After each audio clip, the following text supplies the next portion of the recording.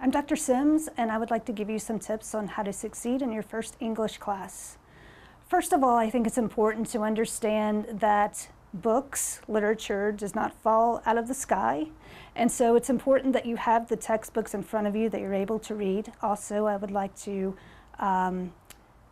just to let you know that it's important to write in your books, to highlight terms whenever we give you passages that we read from aloud. Make sure that you're underlining those, highlighting those, so that you can then go back and reread when you're studying for your test. When you're studying for English tests, it's important for you to understand that your task will very seldom be to summarize a text. More often what we do is we ask you to analyze text, so you'll have to go back to your textbooks, reread, look at those important keywords and concepts, and make sure that you can apply them to prompts that we will give you. We'll never really ask you to say, what did the text say? Rather, what's going to be most important is that you're able to say what the text means. Your first English classes will combine both writing classes and literature classes, and so it's important for you to understand that reading, writing go hand in hand. There's never going to be an English class that you take where you do them separately. So for your English 111 classes, you're going to be reading and analyzing essays. For your English 112 class, you're going to be reading and analyzing literature, and then applying that analysis into written documents. Lastly, what I would like to add is that if you're having any difficulty with reading text, analysis, and then writing about the text, you can always find great help with tutors in the Writing Center, who are there not to be your editors, but to help you write thesis statements, work on organizing your essays, and finding textual evidence and development.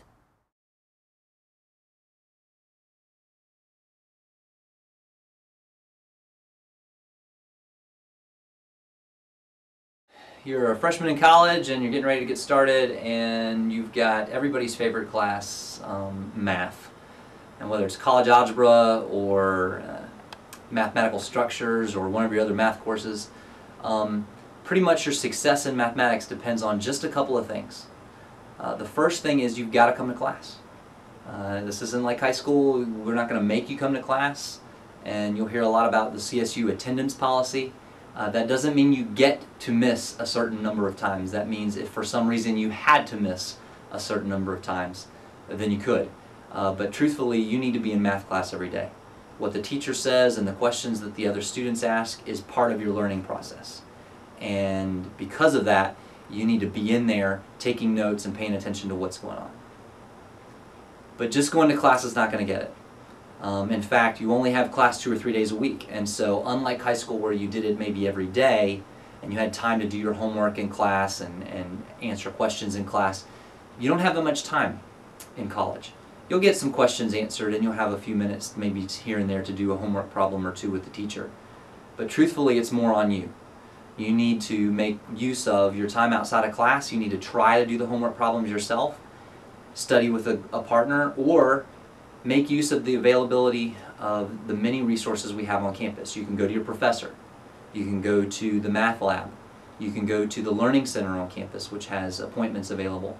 And there's so many ways that you can get help, but you have to go. It is on your shoulders now. You're an adult and you have to be the one who moves forward. Be proactive with that. I mean, the doing your homework part, it has to be happening every other day. Don't wait till the weekend and try to do three or four sections of homework. You need to be doing it right after your class. But as soon as you get stuck, as soon as you have trouble, go talk to your teacher. Go talk to your professor. Go talk to somebody in the Learning Center, because you've got to stay on top of it. If you get a little bit behind, the next week you're a lot behind, and it steamrolls really quickly. And if you don't get chapter 1, then y'all know that math builds on itself, and that means chapter 2 will be that much worse for you because you don't understand the material from before and you're trying to learn the new stuff at the same time. You have to stay on top of it. But come see us. As one of the faculty here, I know that everyone in the math department and everyone across campus has a desire to see you succeed. And we really want to help you learn this stuff. And whether you've had a great experience in math up till now or whether it's been your least favorite class, whether you've had horrible teachers all the way through high school, the math professors here at CSU are going to work with you and help you get to where you want to be if you'll come ask for help. if you'll show up to class, if you'll do your homework, and if you take advantage of the resources available here at CSU, you can and will be successful in your first and in your other math classes at Charleston Southern. Probably the biggest mistake that students make at any level of mathematics is to think that it's like any other academic class. You study for English, history, psychology, pretty much the same way. Take good notes, study through your book, and prepare for the exam. Math's not like that. Math is a lot like playing the piano or learning to hit a golf ball. You practice and drill it. It's called kinesthetic learning. It's a big word that means you learn by doing. And math is learned by doing. Yes, you have to come to class. Yes, you have to take good notes. Yes, you should read through the book. But if that's all you do, it would be like trying to be a good golfer watching Tiger Woods on television. Unless you go out and hit the ball 50, 100 times every single day until you get to the point where your muscles automatically know how to hit the ball. Math's the same way. You do problem after problem until you don't have to think about how you factor, you just factor. You don't think about how to solve this type of equation, you just do it. And then you can apply that to the problems that we give you.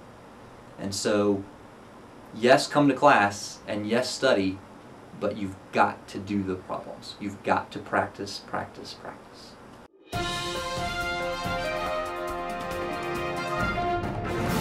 Hi, and welcome to this week's University Update. I'm Jordan Stauffer, still your only top anchor, and here are this week's top stories. On Monday the 21st, the Mr. CSU pageant will be held in Lightsey Chapel at 8 p.m. And yes, you did hear me right. It's not Miss CSU, it's Mr. CSU. So come watch guys as they showcase their talent and their good looks as they compete to be Mr. CSU.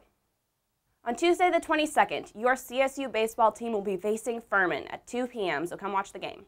On Tuesday night at 7 p.m., head over to the Brewer Center for the Health and Nutrition Workshop, which will be hosted by ResLife and the Student Success Center. On Wednesday, the 23rd, we have chapel. This week, it is the One Accord Gospel Choir. Saturday, the 26th, is going to be a day of sports at CSU. At 1 p.m., the tennis team will be facing George Washington. At 2 p.m., your women's basketball team will be facing Radford. And at 4:30, men's basketball will be facing Coastal Carolina. Well, that's it for this week's University Update. Remember, if you would like to be one of the top anchors on the SCL podcast, we are still looking for applicants, so make sure you contact the Student Success Center. Have a good week. Freebie! Freebie! Freebie! This week's freebie is a boogie board.